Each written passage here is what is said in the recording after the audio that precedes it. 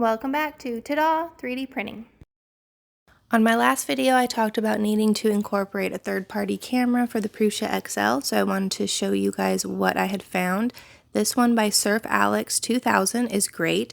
It is the Prusa XL series camera mount, and it is something that can be completely 3D printed. So that's why I really like this one. I didn't have to either look for specific screws and bolts and everything that needs to go together or order anything. Everything can just be 3D printed. And I use Wyze cameras, so I noticed that in remixes, this one by Clink actually has a remix for a Wyze camera. And so I decided to go with this one and see how it would work out. And this is how he recommended to print it. So I pulled it into Prusa Slicer and decided I would print it with MK4. And at first I thought it made more sense to have it lay flat on the bed like you see here, that there would be minimal supports. It doesn't look like anything's really floating in air on the first layer. Everything's really smooth. But with just a little bit of supports, I realized that it's going to need a little bit more. I had it with just the supports on build plate, and so then I did switch from the snug to the organic. And I decided to change the infill from the 15% default up to 80% just to make it a little bit sturdier. I haven't always had great results with a complete 100%. Sometimes it'll look a little blobby, but the 80 should work. And I do realize that the supports are not going to work how they are. There's that blue line that's going to just print in space because I have it set up to support on build plate only. So now I see why he had recommended to have it printed differently. I usually try to just avoid supports as much as possible, but I think this will work with the organic. I think it should snap off okay. And there's that kind of funny little section of support just floating there, so I see if I switch it to supports everywhere instead of just on build plate, if it changes anything, and it doesn't. But I just have it still at 0.2 layer height quality, and it's going to take about 4 hours, which is not what I need to do. I need to change this to be input shaper, get this a little bit sped up, and then I just do it at 0.2 speed, and now we're looking at closer to 2 hours.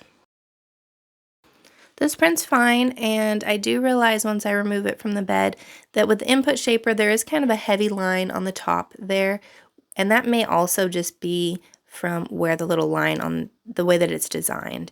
But it printed pretty good. I mean, I don't really need it to be beautiful. I just need this thing to work. And then the other little locking mechanism printed good with its cute little support, and that pops off really easily. I probably could have printed this at a higher layer height, but I just wanted to make sure everything was going to fit okay. Back when I just had the MK3 and the minis, I didn't really like using supports, but I do feel like the MK4 supports are a little easier to remove. This is just a PLA print with PLA supports, and they're popping off pretty easily.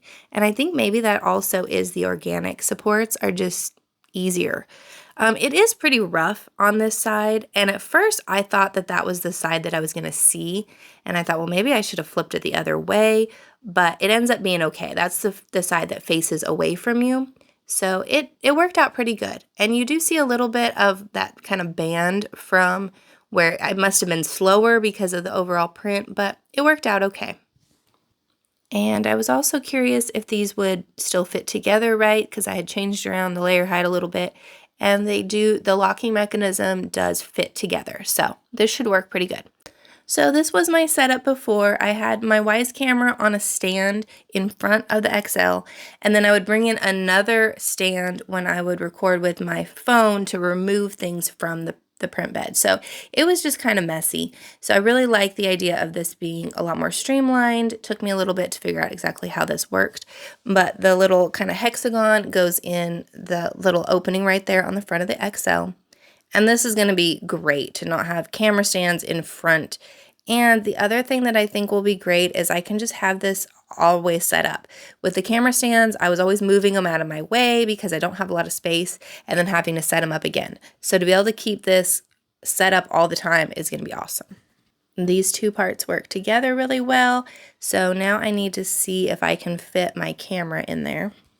And I realized that I need to find the stand for it and put that back on. I had been just using it clamped and I didn't need this little stand So I put that back together and then realized that I put it back together the wrong way. I needed to have it flipped the other way.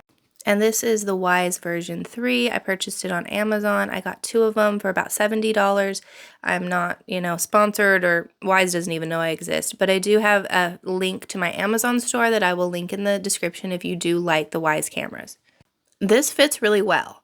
But when I switch over to the view, I just feel like it's a little bit low. And I also, the thing about the version 3 of the Wyze is they kind of have this fisheye, and I don't really love it when I'm just looking at one machine. If I was trying to monitor multiple machines, they might be great, but I usually am trying to record just one, and I just am not loving the way that it is. So I also have some Wyze OG cameras that look a little different. They're a little bit taller. And the other thing that I like about them, I think they're actually a little bit cheaper, that I like about these ones is that they don't have that fisheye. This stand on this Wyze camera is a little bit different. It's got 2 parts, and it does seem like it keeps kind of popping apart a little bit as I'm putting it in this printed mount. It doesn't quite want to fit. If I remove the little base, it doesn't slide in. The base slides in, but it almost seems like maybe that little lip on the top of the black printed part maybe just needs to be a little bit smaller so that there's enough that it can catch.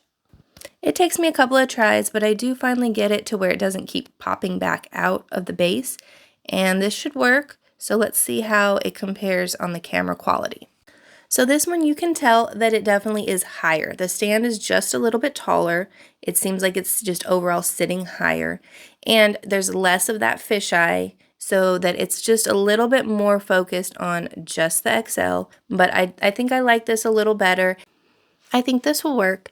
And the other thing that I really like about the Wyze cameras is even if I forgot to set the time lapse, if I have my camera pointing at something, it does have a cloud that it keeps all of that, so I can kind of go back and look at a recording, or maybe if there was a print that I didn't think would matter and ends up crashing, I can go back and see what happened. I'll probably end up tucking the cord up underneath the XL, but I think overall this is a lot cleaner. I have the space in front of my XL clear now, so I really like this. Let me know your thoughts. Thanks for watching.